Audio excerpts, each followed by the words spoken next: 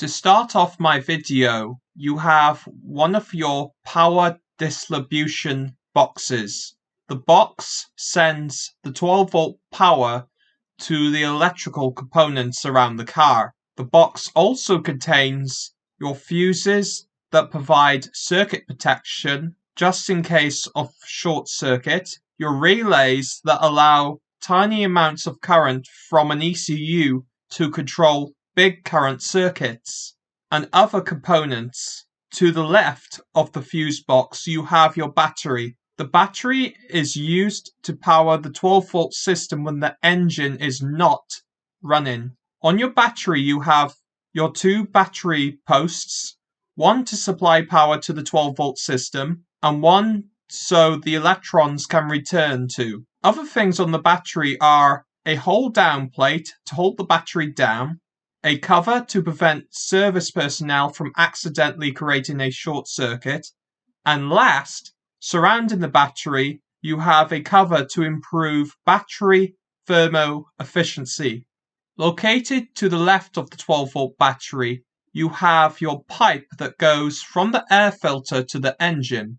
On the pipe itself, you have your mass airflow sensor. The sensor is used to tell the engine control unit how much air is going into the engine. To the right of the mass airflow sensor, you have your air filter. The air filter is used to prevent dust and debris from getting into the engine. Located in front of the air filter, you have a location where when the prop stick is not in use, this location is used to hold the prop stick down. To the left of the previous component, you have your air intake that takes air into the engine. Located lower right of my video, you have your expansion tank. The expansion tank system is needed because as coolant heats up, it expands. So there needs to be a location where the expanded coolant can go to. So that is why you have an expansion tank. In the center of my video, you have your engine cover.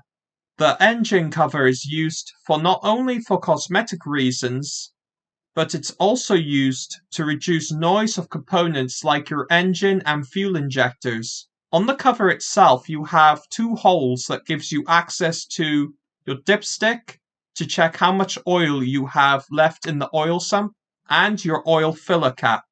Located in between the slam panel and engine cover, you have your pressure cap.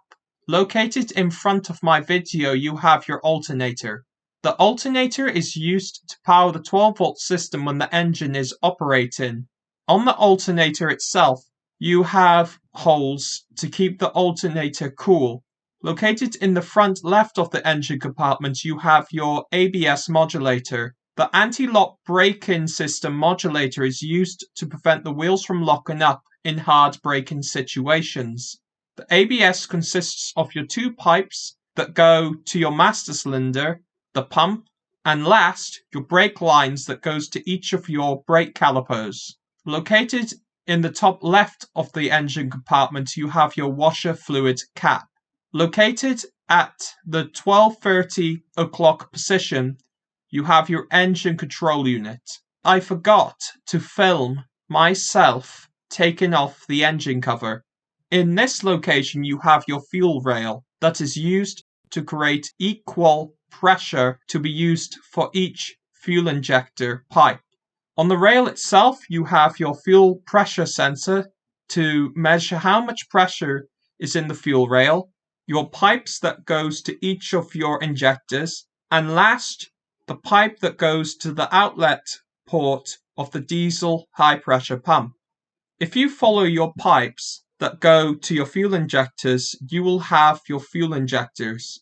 In a diesel engine or compression ignition engine, the fuel injectors are used to inject the fuel in an atomized form to ignite the air in the cylinders.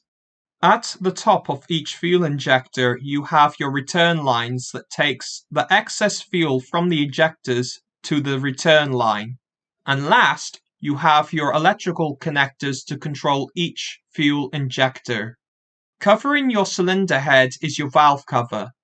To the left of the previous location, you have one of your engine mounts. There are two to not only hold the engine up, but it's also used to connect to the longitudinal members. Located in the upper part of my video, you have your air conditioning pipe. On the pipe itself, you have one of your air conditioning recharge ports. Located near the rear of the engine compartment, you have your brake fluid cap with tank. Located at the back of the engine compartment, you have your master cylinder. Behind the master cylinder, you have your brake booster.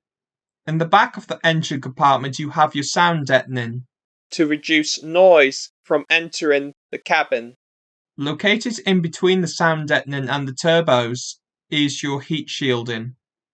The shield is there to protect components from heat damage. Located in front of the heat shielding, you have your turbochargers. The turbos are used to increase the engine's power and torque by forcing more air above the normal oxygen levels on planet Earth into the engine. By doing this, you're increasing engine power and torque. You have two turbochargers in this engine. One to reduce the turbo lag low down, and one to take over from the small turbocharger for the rest of the rev range. This setup is known as a sequential turbo system. Located in this area, you have many different other components. In this location, you have more heat shielding. I don't have footage of me putting the engine cover back on, but after I shot this video, I put the engine cover back on. Thank you very much for watching my video, and goodbye.